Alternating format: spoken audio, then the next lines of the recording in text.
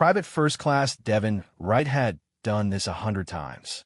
Roll up your sleeve, get stuck, wait for the beep. Standard military blood screening before deployment. In and out in 5 minutes. The medic slid his vial into the scanner. The machine hummed. Then it made a sound Devin had never heard before, a grinding screech that made everyone in the med bay look up. Huh, the medic said. That's weird. The screen flickered. Error messages cascaded across the display. Then the entire base's medical network went dark. What did you do? The medic demanded. Nothing. I just sat here. Within 10 minutes, Devin was surrounded by officers he'd only seen in briefings. Within 20, there were people in suits, the kind who didn't bother with names or explanations.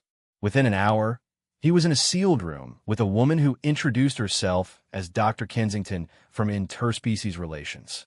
Mr. Wright, she said, her tablet glowing with data he couldn't read.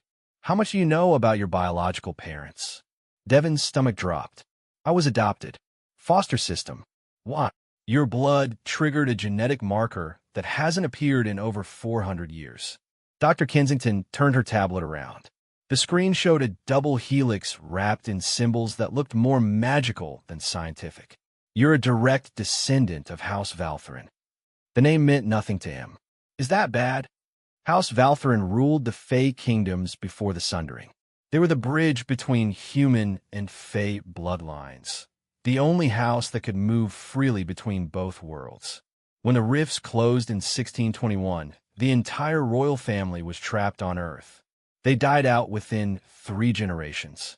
Or so he thought. Devin laughed, a nervous, disbelieving sound. You're saying I'm Fey royalty? I'm from Cleveland. I can barely pay my student loans. The genetic markers don't lie. You carry dormant Fey DNA that hasn't been active in the human population since the 17th century. Dr. Kensington's expression was unreadable. Mr. Wright, the rifts have been reopening. Slowly, inconsistently. And 3 weeks ago, we made formal contact with the Fey courts for the first time in 4 centuries. What does that have to do with me? House Valtherin held the treaty rights between our worlds. Without an heir, the current Fey court claims they have no obligation to honor the old agreements. They've been difficult. Territorial disputas. Trade disagreements. There's talk of war. Devin's head spun. You're saying because my great-great-whatever grandmother married some Fey guy 400 years ago, I'm supposed to fix international, interdimensional politics? Not exactly. But your existence proves the bloodline survived. That matters. Dr. Kensington leaned forward. The Fey courts respect lineage above all else. If you present yourself, present myself? I don't know anything about being Fey. I grew up in foster care. I joined the army to pay for college. I am no obedi. That's where you're wrong. A new voice spoke from the doorway. Devin turned to see a man who wasn't quite human. Too tall, too angular, eyes like polished silver. He wore modern clothes, but moved like liquid grace. I am Lord Castellan Theron of the Autumn Court, he said. And you, Devin Wright of House Valtherin, are very much somebody, whether you wish to be or not. How did you, Dr. Kensington, start to rise? Your systems may have crashed, but ours did not. The moment his blood touched your scanner, every Fey within 3 realms felt it. The lost house has returned.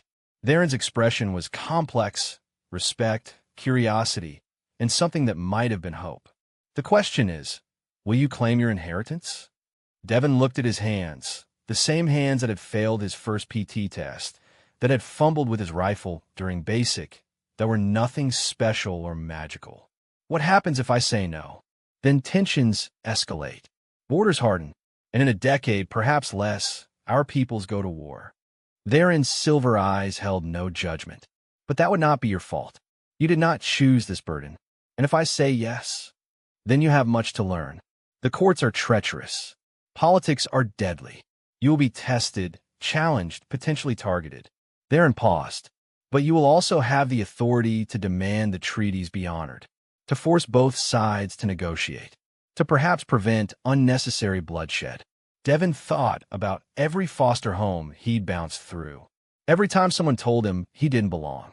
Every moment he'd wondered about the parents who'd given him up. I'm still just a private, he said finally. "I don't know how to be royalty." "Neither did your ancestor when she first crossed between worlds," Theron said. "But she learned, and she became the bridge that united two peoples for 3 centuries." He extended his hand, a gesture that looked formal and ancient despite its simplicity. "Will you try?"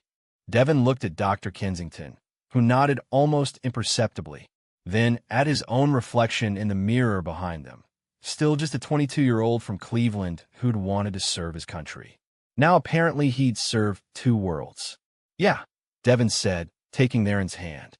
"Okay, let's do this." The handshake sent a shiver through him, like static electricity and sunlight combined. Theron smiled, revealing teeth slightly too sharp. "Welcome home, Prince of House Valthrin." Devon Wright went to the med bay for a routine blood test. He left as the answer to a 400-year-old mystery.